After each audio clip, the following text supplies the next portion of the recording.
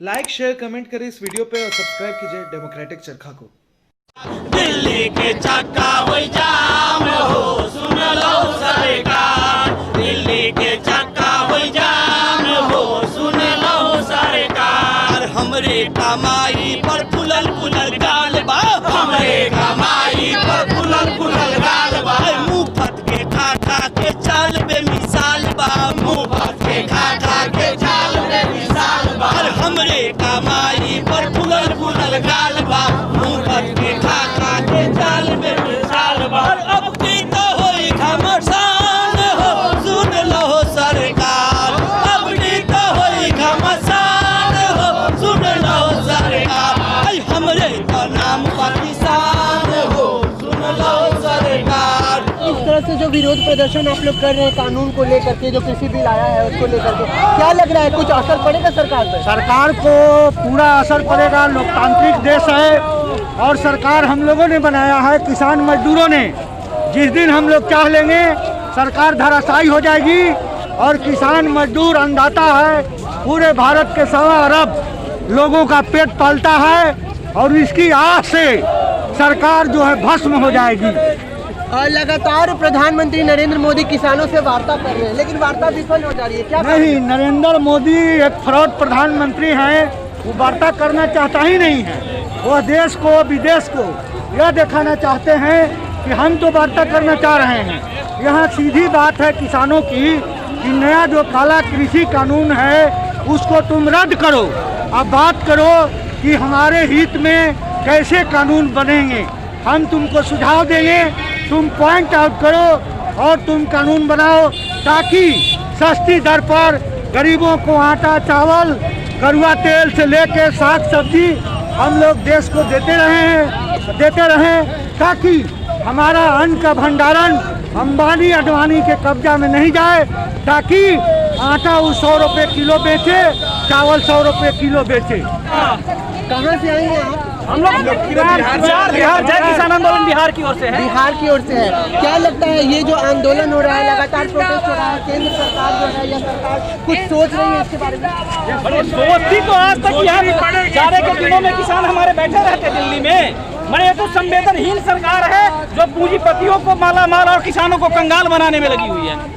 हाँ, एक बहुत बड़ी बात यहाँ पे खुल करके आ रही है कि जो 3 बिल है उसको लेकर के ये सारा प्रोटेस्ट किया जा रहा है कि जो 3 कानून आया उसको वापस लो। तो अगर सरकार इस मामले पे आती है कि हम कानून में संशोधन करेंगे तो आप लोग मान जाइएगा? नहीं, कानून में संशोधन एकदम छलावा है। बिना कानून वापस ये किसान मानने वाला हम लोग कानून रद्द करने की मांग कर रहे हैं। और एक और बात जानने की कोशिश करेंगे कि लगातार प्रधानमंत्री नरेंद्र मोदी किसानों से वार्ता कर रहे हैं, लेकिन वार्ता विफल हो जा रही है। क्या कारण? वो अंग्रेजों की सरकार बनने की कोशिश कर रहे हैं। वो सरकार हम लोग किसानों में फूट डालने की कोशिश कर रहे हैं। वो नहीं चलेगा, वो हतोत्साही होंगे। किसान संघर्ष जीतेगा। हम लोग लड़ रहे हैं, तीनों काले कानून वापस लेने होंगे। ये हमारे किसान की तरफ से अंतिम रूप से ये फैसला है। अंतिम रूप से उनको तीनों कानून वापस लेना, नहीं तो हमारा संघर्ष लगातार जारी रहेगा। आप ये बताइए कि किसान बिल को लेकर के जो आप लोग प्रोटेस्ट किया है, किसान बिल में एक नियम है 1955 में कानून वाला था आवश्यक वस्तु संशोधन अधिनियम। उस नियम के तहत यह प्रावधान था कि आवश्यकता से जो अधिक जमा करेगा उसको दंडित किया जाएगा, जेल के शिकंजे में उसको बंद किया जाएगा। मोदी सरकार उसको हटा दिए हैं कि अब कोई कितना हो जमाखोरी कर सकता है आवश्यक वस्तु का। एक तो यह खामी है। दूसरा चीज़ है कि इसने सरकारी मंडी को समाप्त करने की दिशा में कह रहा है कि हम पूंजीपतियों का मंडी खोलेंगे, हम सरकारी मंडी बंद नहीं करेंगे। लेकिन हम लोग कह रहे हैं कि आप जो न्यूनतम समर्थन मूल्य की बात करते हैं तो उसको भी एक कानूनी दर्जा दे दीजिए, ताकि हम किसान कहीं भी हिंदुस्तान के कोई कोने में न्यूनतम समर्थन मूल्य पर अपना उत्पादन बेच सके और लाभ कमा सके। लेकिन यह सरकार जो है निकम्मी है, यह पूंजीपति प्रस्त है, कारपोरेट प्रस्त है। यह ऐसा करना नहीं चाहता है। आज आपको मालूम होना चाहिए कि 34वां दिन हो गया, 4 डिग्री सेंटीग्रेड में लाखों लाख लोग किसान जमे हुए हैं। हम भी बिहार के किसान उस आंदोलन के साथ हैं और यह हमारी झांकी है, अगली कार्रवाई अभी बाकी है। इनकलाब जिंदाबाद। लेकिन हमारे किसान भाई ने उनके सर पे मार के माथा फोड़ दी गई है।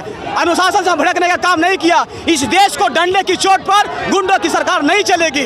तो किसानों के साथ आतंकवादियों जैसा व्यवहार क्यों किया जा रहा है? देश में कोई भी हकीकत असली चीज की जा रही है, सरकार उसको आतंकवादी या नक्सलवादी बता देती है, क्योंकि सरकार चाहती है कि डंडे की चोट पर किसी कानून को लागू किया जाए और एक कतई बर्दाश्त नहीं होने वाला है। हम लोग किसान के बच्चे हैं, अच्छे एजुकेशन नहीं मिल पाता है, हम बाहर नहीं पढ़ सकते हैं। जिनके बच्चे कॉर्पोरेट के विदेश में पढ़ाई करते हैं, हम लोग के पटना भी नहीं पढ़ने मिलता। क्यों? हम कहते हैं कि देश की आज़ादी के बाद आज किसान के तन पे वस्त्र क्यों नहीं है, उनके पाँव में जूता क्यों नहीं है। इन लोगों को, जमाखोरी हरामखोरी लोगों को जो काला कानून करते हैं, उनके बेटे विदेश में पायलट से जाते हैं, हम लोग क्यों नहीं मिल रहा है। हम ये सवाल करना चाहते हैं सरकार से। तो मोदी सरकार जहां एक तरफ अड़ी हुई है, कह रही है कि वो किसी भी तरह से कृषि कानून को रद्द नहीं करेंगे, ऐसे में आप लोग का अगला कदम क्या होगा? हम लोगों का अगला कदम ये होगा, अगर सरकार मानता नहीं है, पूरे देश में चक्का जाम होगी। पूरे देश का किसान, अभी कुछ ही लोग रोड पर आए हैं, पूरे देश किसान रोड पर आ जाएंगे, क्योंकि ये देश कृषि प्रधान देश है और 70% लोग किसान है। क्या ये देश कृषि प्रधान देश है या कृषि विरोधी देश बन चुका है? ये देश सचमुच में कृषि विरोधी देश बन चुका है। आप समझिए कि जब देश की स्थिति हुई थी तो ये कृषि विरोधी देश बनाने वाला जो अभी तानाशाही का सरकार चल रही है, वही कृषि विरोधी किसान बना के रखा है। ये देश किसान प्रधान देश है।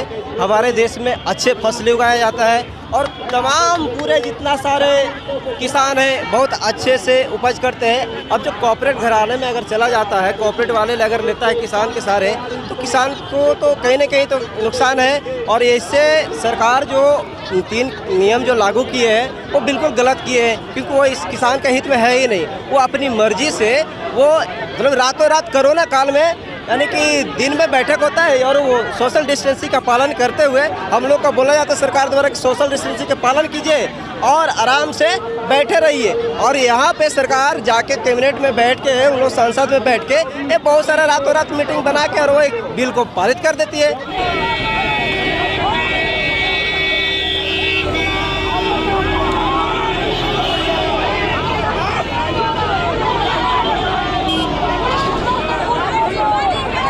आंदोलन ने आक्रामक रूप ले लिया है। पुलिस प्रशासन से लगातार मुठभेड़ भी जारी है। आप देख सकते हैं साफ तौर पे किस तरह की मुठभेड़ जारी है।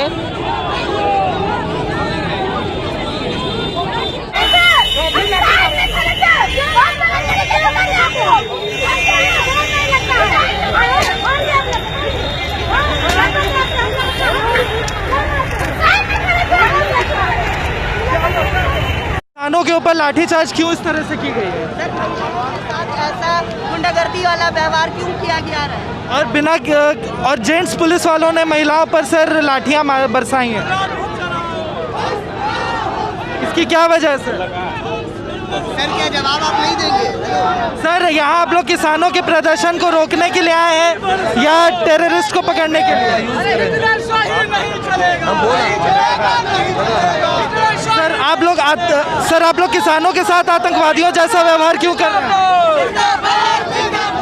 किसानों के ऊपर इस तरीके से लाठीचार्ज क्यों की जा रही है? यहाँ पे किसानों को रोका जा रहा है आतंकवादियों को? ये किसानों के ऊपर इस तरीके से लाठीचार्ज सर क्यों की जा रही है? सर एक किसान जख्मी भी हुए हैं, ऐसा क्यों किया गया है?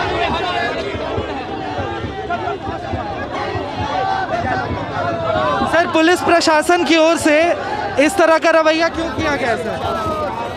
हम पुलिस प्रशासन नहीं है। तो सर आपने इस कार्रवाई को रोका क्यों नहीं?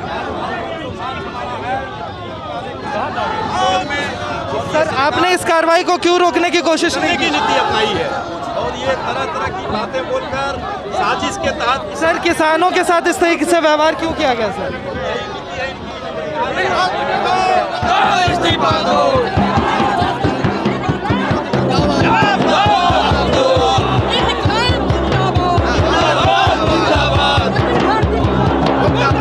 मुर्दाबाद